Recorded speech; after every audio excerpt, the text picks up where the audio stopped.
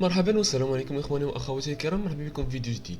اليوم غادي نهضروا على واحد الموضوع حساس اللي كيقسم الاراء، ولكن خصو يتناقش بالعقل وماشي بالغضب. اليوم غادي نهضروا على عقوبه الاعدام في المغرب، واش خاصها ترجع ولا لا. الا كنت اول مره غتشوف هذه القناه، ما تنساش تخلي معك واحد لايك وتابونا في القناه، وتفعل زر الجرس باش يوصلك كل جديد. خلينا نبداو. عقوبات الاعدام قديمه بزاف وماشي اختراع ديال دوله وحده.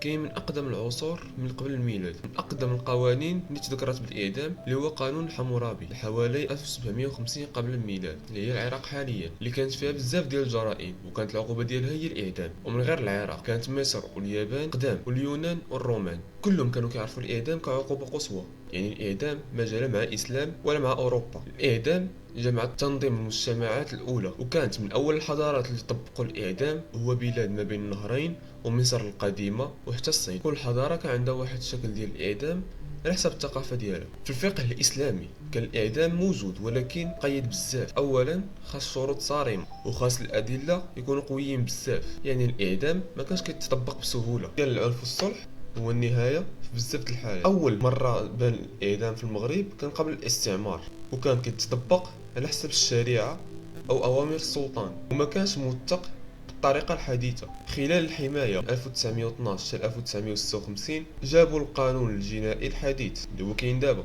إعدام ولا منصوص عليه في القانون المكتوب، وكان كيتطبق في بزاف د الجرائم الكبيرة.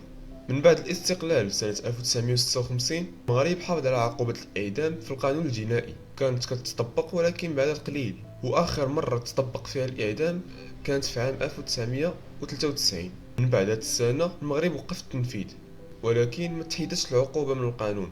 الإعدام موجود في القانون ولكن ما كيتطبقش فعليا. السبب علاش توقف الإعدام في المغرب كان هو حقوق الإنسان. المغرب دخل في مسار حقوق الدولي. وثاني حاجة اللي هو الضغط الدولي، منظمات دولية تطالب بإلغاء تنفيذ الإعدام. وثالث حاجة هو اللي هو الخوف من الخطأ القضائي. ولكن من غير هادشي كامل ما كاينش قرار رسمي كيقول بلي المغرب الغى تنفيذ الاعدام في المغرب.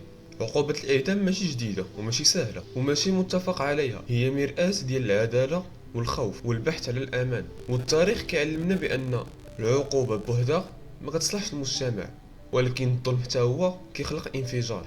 وحتى لهنا اخواني واخواتي نكون وصلنا للنهاية ديال الفيديو.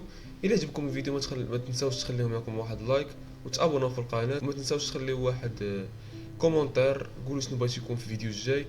وسمحوا لنا حيت كنتعطلوا عليكم شويه، وتهلاو.